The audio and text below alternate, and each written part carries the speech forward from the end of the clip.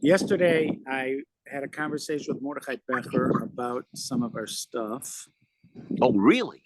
Oh, So one of the, it's everything on your screen, including notifications, will be recorded. There we go. Okay. So the most immediate question was about those matanos of kahuna, specifically the gifts to the Kohen from animals that we shecht for our own personal use. And so he told me that the Aruch HaShulchan talks about, because my question was, why don't we still do it today? So he told me he seems to remember the Aruch HaShulchan talked about it. Then when I was looking for the Aruch HaShulchan and others that talked about it, I came across this. These are the minutes from a meeting between a organization that represents Kohanim worldwide called the Igud HaKohanim, like the gathering or organization of Kohanim, right? So this is meeting highlights of Rabbi Rivkin of Igud HaKohanim and Rabbi Ganak and Rabbi Klarberg of the OU. How long ago? It was July 31st, 2015. Okay. At 11:30 a.m. Central? Okay. Or Eastern? It doesn't say. That's important. I think it would be Eastern. Okay. Rabbi Ganak researched the Machaber, that's Rabbi Yosef Karo's opinion, Yoredea 6121, and noticed that the Hischayvus in Chutz La'aretz is the first opinion quoted.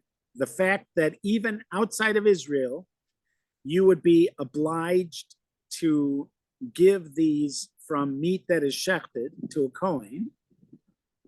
That is the Rabbi Yosef Karo's first opinion. So it would, according to Rabbi Yosef Karo's first opinion, it would still apply today outside of the land of Israel. Just one question. Yeah. How would this translate in modern day? How would I go about giving it? I mean, do I have to shecht the cow myself? Do I have to? No, but this would mean that the shechting, either the organization supervising the shechting or the shechita place itself, before the meat was sold, if I owned the cow and I brought it to a shoichet, then I would be the one who has to do it. If somebody owns the cows and is having it shechted and then putting it up for sale, they would have to do it. We're going to see, because they're actually going to talk. Okay. So, all right. So Rabbi Ganak, who represents the OU, it's sort of a funny. This is a record. I sent this to Mordechai and he agreed. It's a little bit funny, but cool. He said, but cool at the end of it.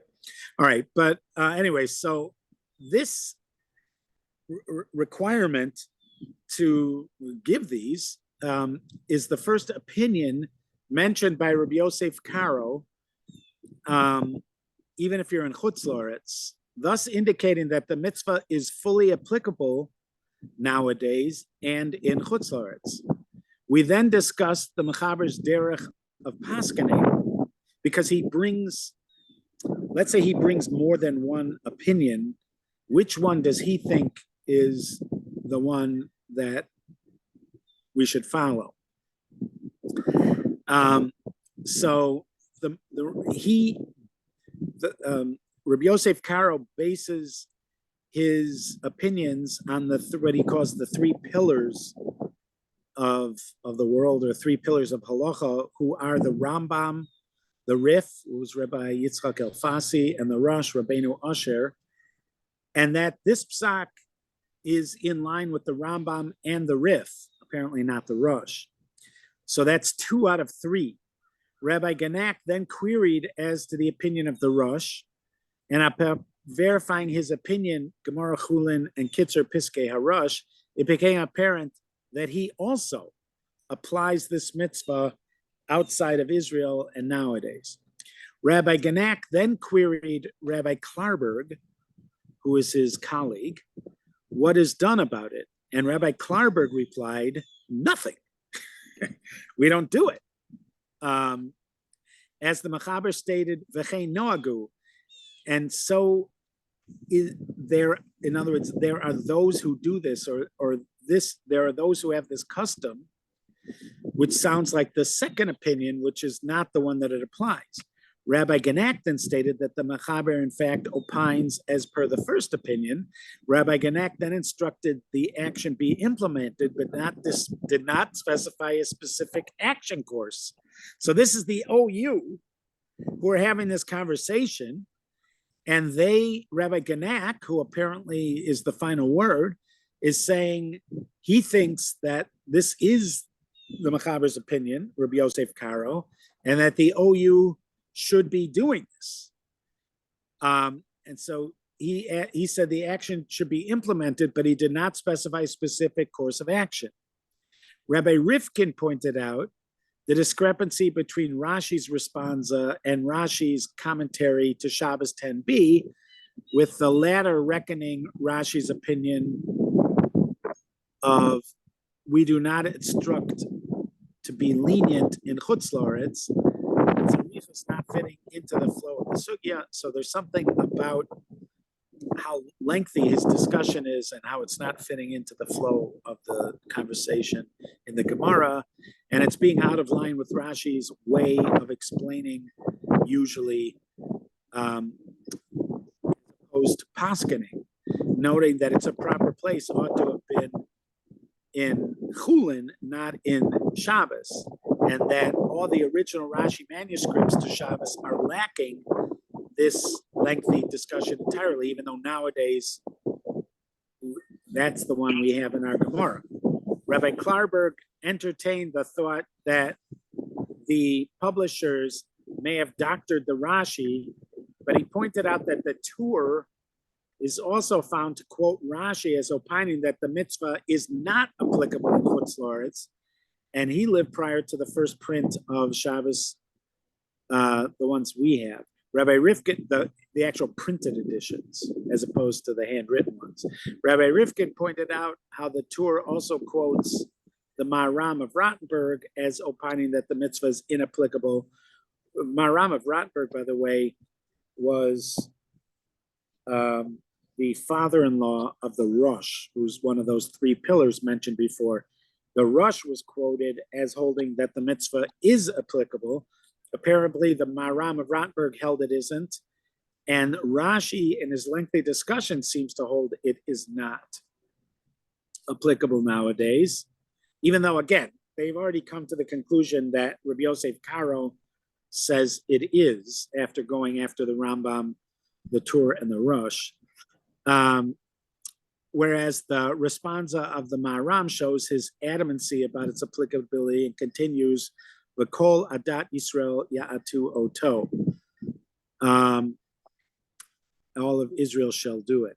Rabbi Ganak then stated that nonetheless, the Rosh, who is the father of the Torah, and Rabbi Yosef Karo clearly paskin that it is applicable lahalacha, and instructed to begin acting on this mitzvah as relevant to the 2 slaughterhouses supervised by the OU where the animals belong to Yisraelim. Because we saw that if the animals belong to a Levi, he doesn't have to give this, or a Kohen, he wouldn't have to give it for sure.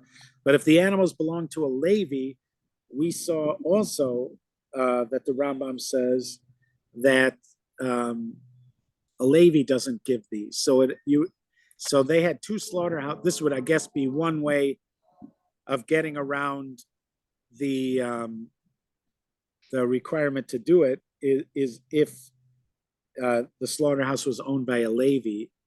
I don't know if a Levi is just a partner in it. Does he have to be the entire owner? I don't know. Rabbi Rifkin then brought up the mitzvah's applicability when slaughtering a Gentile's animal, when the shochet's intent is not for the Gentile's consumption, but for Jewish consumption. So, in other words, let's say it's owned by the Gentile, but eventually Jews are going to be the ones that are eating it. So the Gentile's having it shechted because he's intending to sell it to Jews. The difficulty of applying ein brera to be meka with regard to mitzvahs asay shel Torah. So more so when doing on a massive scale with intent to market to the broad community, an act with which Chazal sought to preempt through the decree of the elders of the South. And this seems to be very specific information, and I'm not sure what the problem here is, except that it seems to be clearly, if you're shechting a Gentile's animals, he doesn't have to give these gifts. What if he still owns it, but is planning on eventually selling it to a Jew? Do the gifts have to be given? Rabbi Rifkin mentioned the halacha of Rishima Seif 25 and the Rambam's commentary that this is to be done so the actual four-leg cheeks and abomasum stay with the Gentile and not come into the Yisrael's possession at all. This issue was not addressed at the meeting. So again, this is a kind of specific discussion about what happens if the animal is owned by a Gentile with the plans of selling it to Jews afterwards. And there's some kind of leniency here, but apparently a condition for the leniency is that Jews don't eventually get that right foreleg, or the which would be involve the shoulder, or the stomach, or the cheeks. Rabbi Rifkin also brought up the mitzvah of Kohanim to consume the actual parts roasted with mustard. That mustard option is mentioned with Avram when he's feeding the guests who turn out to be angels. It talks about him adding mustard to it. I don't know if that's part of it. Whereas substituting the said parts for money removes the option for all Kohanim. This issue was not replied to at the meeting. So there's a lot of other issues. Rabbi Rifkin also brought up the lack of authority of any Kohen to sell these gifts on behalf of all Kohanim, and that a Kohen chaver, whom the Mechaber gives precedence in receiving the gifts. So this would be a Kohen who's also, amongst the scholarly class. He gets first shot at it, would never give up this mitzvah of eating it roasted with mustard in lieu of money. This issue was also not replied to at this meeting. Rabbi Rifkin pointed out that only when actual gifts are given to the Kohanim can they be mekayim the mitzvah of lemoshcha, as our forefathers did, and thus precedence should be given to those Kohanim who agree to consume the gifts in this manner, again, roasted with mustard. And since the actual disbursement of the gifts to Kohanim Chaverim is decided by a court, they should bear this important act in mind when deciding the chalukah, which means the disbursement. Bottom line is, this Igud of Kohanim had a meeting with the OU, and the OU in 2015 agreed that these gifts should make their way to Kohanim. Again, even though there might be ways to get out of this, one of those would be possibly if a Gentile owns the animals at the time of shefting it, or if a Levi or a Kohen would own the animals. Those would be ways, if they wanted to get out of it. But this is with the spirit of trying to do the mitzvah. Why not try to do the mitzvah in the best way possible? And that's why they seem to want want it to be not only given to somebody, but not somebody who's then going to redeem it for money, but somebody who's going to actually eat it, preferably roasted with mustard. And here, by the way, you have an early, I'm going to say, a potential early source for the Chicago custom to only eat their hot dogs with mustard. It's very possible that this is in the spirit of remembering how the Kohanim would eat the gifts that they were given. I'm sure that's it for that. I think any discussion of the Chicago custom to eat hot dogs with mustard should reflect that. Now, I'm going to go back to this site to see if, in fact, so it's kahuna.org. I'm going to go back here.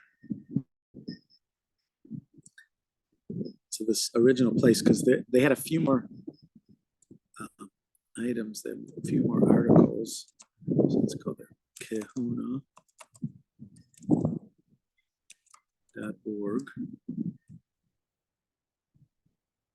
And then gifts. I'm just going to do cheeks.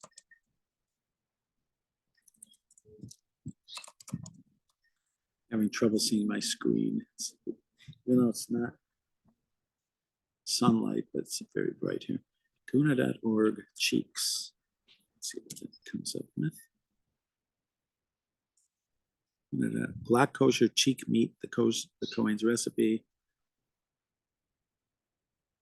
The shochet's responsibility.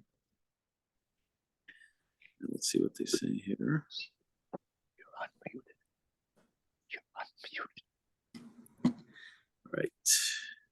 The mitzvah of giving the four-leg cheeks and abomasum to a Kohen is one of the 248 positive mitzvahs, but whose responsibility is it? Is it the supervising agency, the Rav HaMachshir, the consumer, or the meat retailer? Halacha mandates that the shochet is the person obligated to give the gifts to the Kohen. This is true even if the animal is not his. Yet the owner of the animal is given the choice of which Kohen to give it to, based on the Gemara and Chulin. As one of the 24 Averot that excommunication is leveled, halacha authorizes based in to excommunicate a shochet who refuses to give these gifts. In any event, it is recommended that the shochet refuse to slaughter the animal until he verifies that the owner agrees to give these gifts. The Shulchan Aruch states that the shochet is to separate these parts from the animal immediately after the slaughter, even before the animal is checked for kashrus. This is since giving of these parts is a mitzvah d'oraisa, a biblical commandment, while the checking is only midrabanan rabbinic. So what it is about the shochet what is it about the shochet that this mitzvah is placed on his shoulders, where we essentially tell him to place his job on the line? The reasoning here is straightforward. Since the shochet is mandated to be generally well-versed in Torah law, a scholar, a Talmud Chacham, particularly knowledgeable of the laws of Shechita, based in deems him accountable to withhold the Shechita so long as the owner refuses to give the four-leg cheese and abomasum to the Kohen. All right, so that was brief. What else do we have here?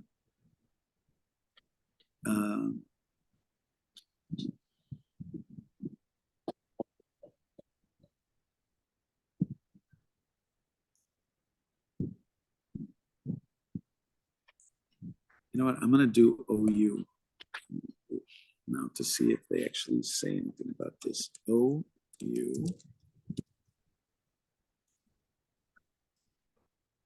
Shechita.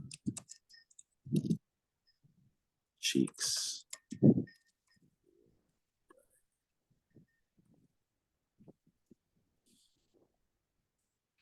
Or like cheeks and maw. Oh, by the way, unrelatedly, but our friend Gerald, who's a fisherman and an ichthyologist, he says that the best part of the fish is the cheeks, That's the Really? yes, it's the best feature. He says that's part of the fish you should always make sure to eat. So on this says Rosh Hashanah applications. If you have a fish head and you are trying to get your guests to partake when they're just making faces, and you tell them that this is in fact the best part of the fish. Yeah.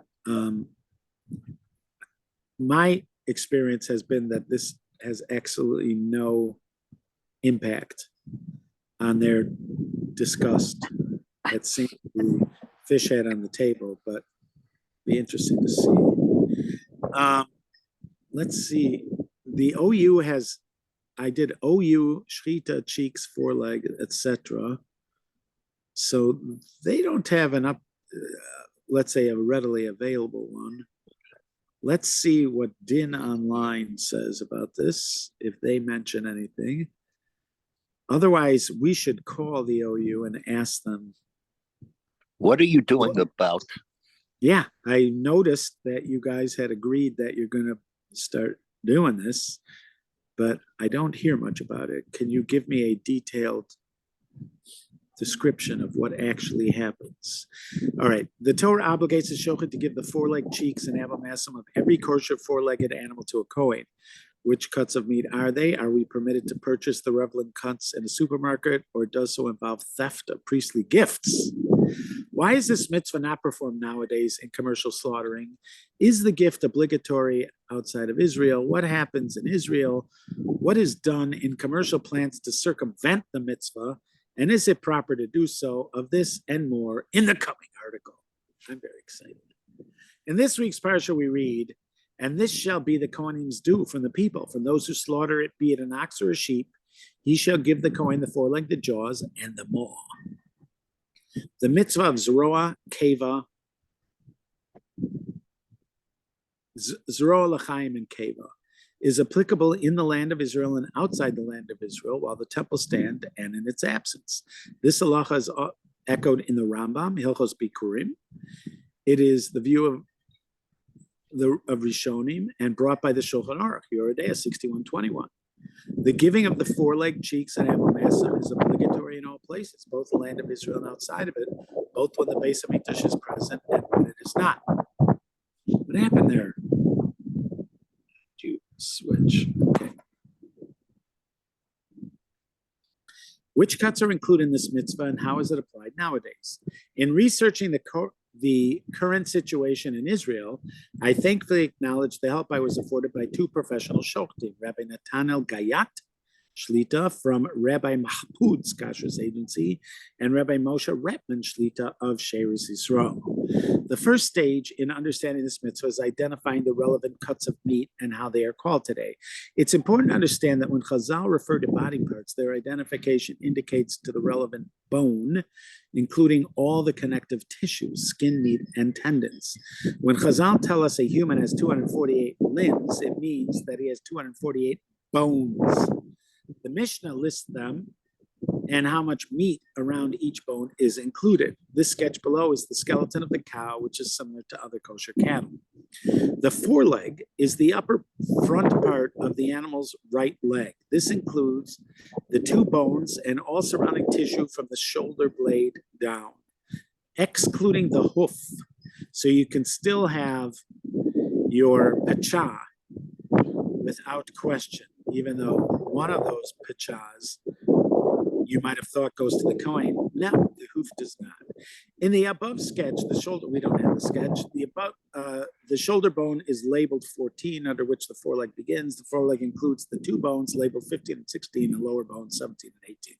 The surrounding tissue are cuts called beef shin or shank. Despite their priestly status, not all shank bones or beef shin are part of this discussion. Halacha mandates only the right foreleg given to the Kohen, while both right and left are equally distributed in the market and carry the same name. Under the foreleg is a part of the hoof bones, which is used for making pacha I was joking, and he lists it, or calf's foot jelly.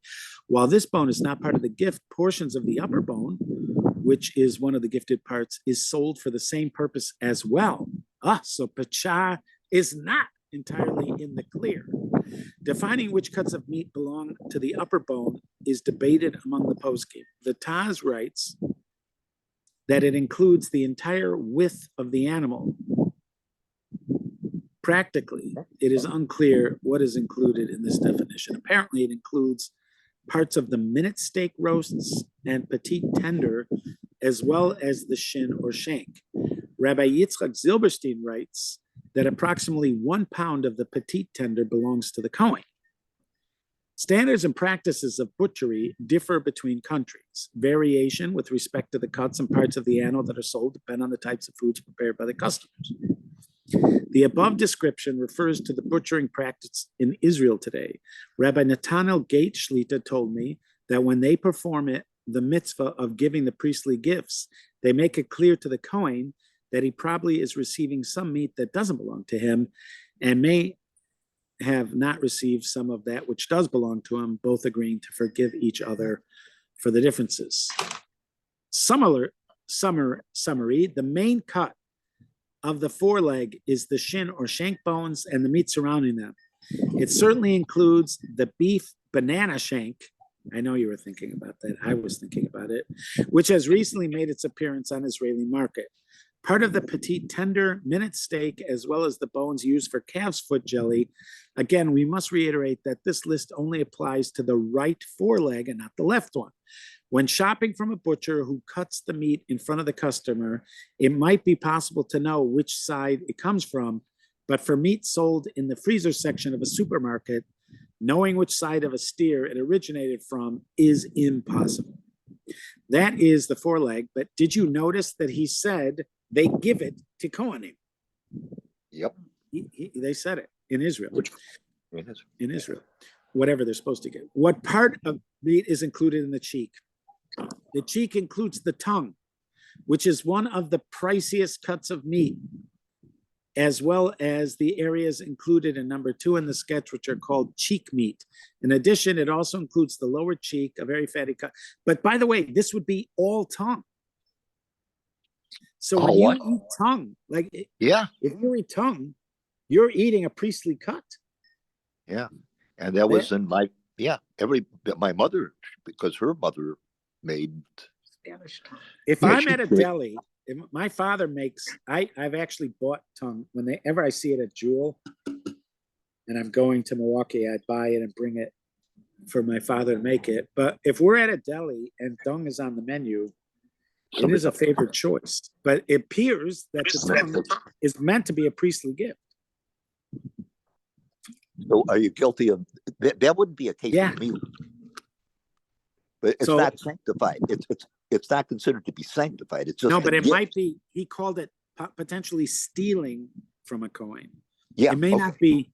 It won't be meila because it's not sanctified, but it could potentially be stealing from a coin. Yes.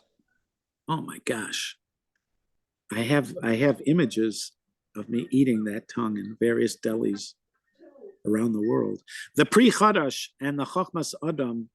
Now I have another thing to add to my al chaitz possibly for Yom Kippur. I have to write that. The list just keeps on growing. Well, we'll see. All right, the Pri Chadash and the Chochmas Adam writes that the cheek is only the lower cheek. The Pri Chadash explains that the cut is called the cheeks in plural because it includes both right and left sides. However, the Gra understands the plural form is used to include both upper and lower cheeks. The Kanfei Yonah and Das Torah wonder why we aren't scrupulous to also give the lower cheek, since Rabbi Yonasan ben Uzziel, a Tana, is of the opinion that is included in the gifts. Kanfei Yonah concludes that despite the various opinions, practically only the lower cheek is given, and Jewish custom determines the halacha. The abomasum is one of the 4 parts of the digestive system called the tripe by butchers. The abomasum includes the fat that envelopes it, and is generally not sold for meat, but rather used in cheese production for its rennet, an enzyme necessary for the production of cheeses. Since today, most dairies use synthetic rennet or other substitutes for cheese production, the abomasum doesn't have much use today. All right.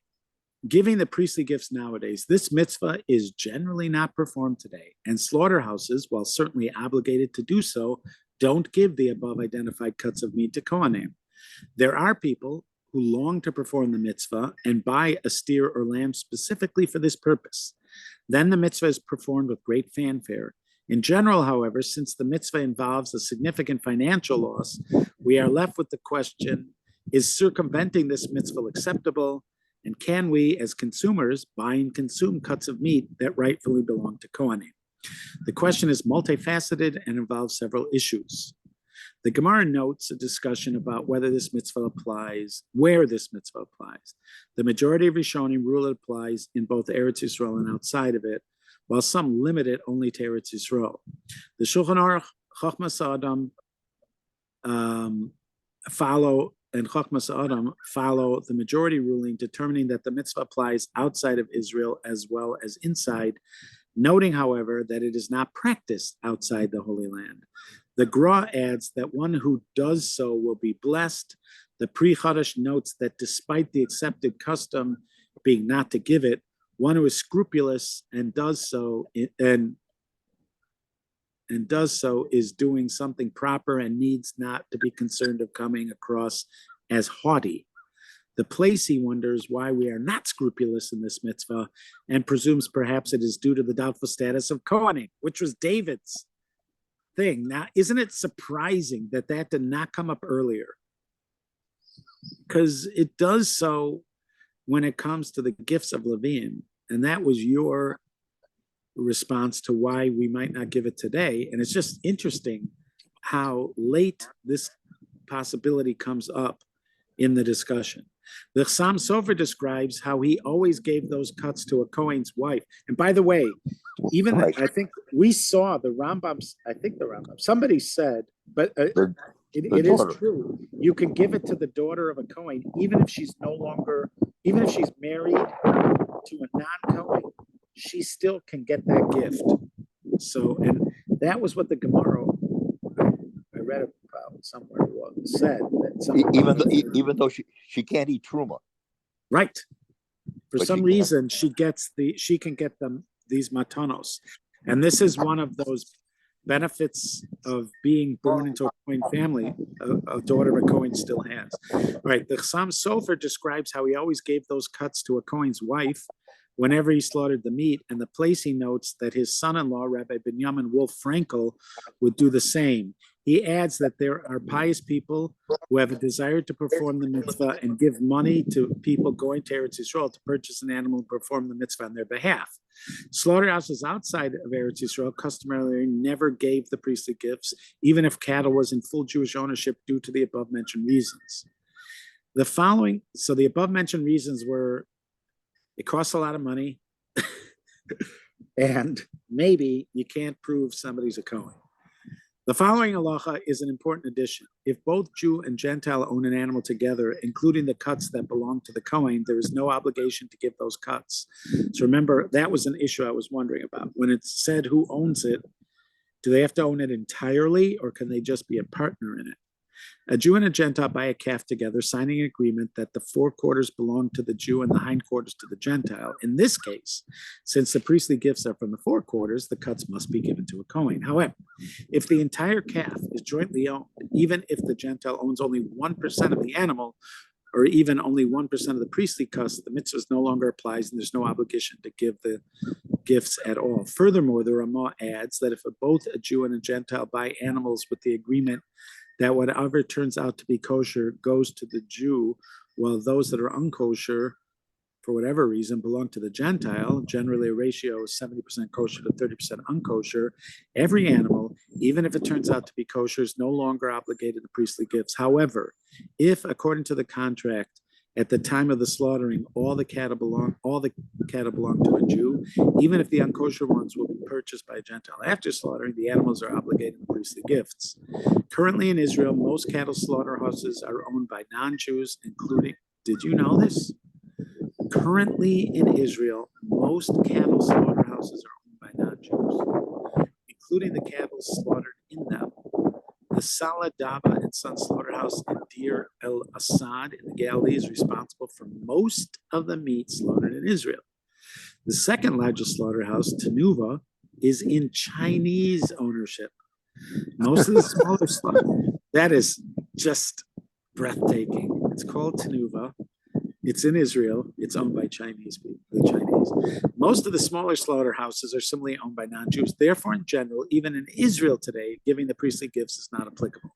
The question begins when slaughtering in a Jewish-owned slaughterhouse or when a private dealer buys a specific number of cattle, heads for his own butcher store, only paying the slaughterhouse for using the facilities, which, by the way, there were a group of people that were doing this in Chicago and Milwaukee. I knew of somebody who was part of a group of families, I don't remember how many, they had found a farm in Indiana that did, where they did slaughtering. They raised the cattle and they also slaughtered. And it was like grass-fed cattle. It was supposed to be very high quality meat. And That's so they would grass-fed. buy the cow that was grass-fed. They would buy the steer or whatever, not the cow, they would buy the steer. And then they would, bring a shoichet and a mashgiach, and then they would divvy up the meat afterwards. So it would appear that they should, in fact, be giving those portions to a Kohen, because according to the Shulchan Aruch, it seems like they should. And that's why maybe that's what the OU meant when it said in the hands of a Yisrael. They meant a Jew, not a Yisrael as opposed to a Levi or a Kohen. They meant a Yisrael as a Jew. So apparently there were two slaughterhouses owned by Jews. That's where they were saying.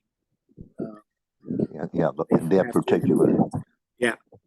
So Yeah. nevertheless, even where a dealer buys the cattle ahead of time, in many cases, the animals still have a Gentile ownership because he must have a market for the hindquarters and the animals that turn out unkosher, because that happened to them.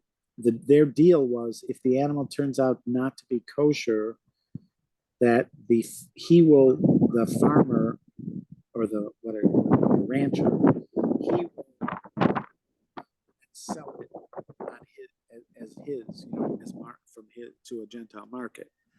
And so the first couple of times they did it, everything worked out. They had one time where they had to go through several cows before they got a kosher cow because of various trephas that they found.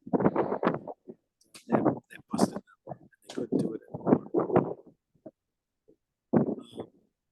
Anyways, so You're flapping a lot. what?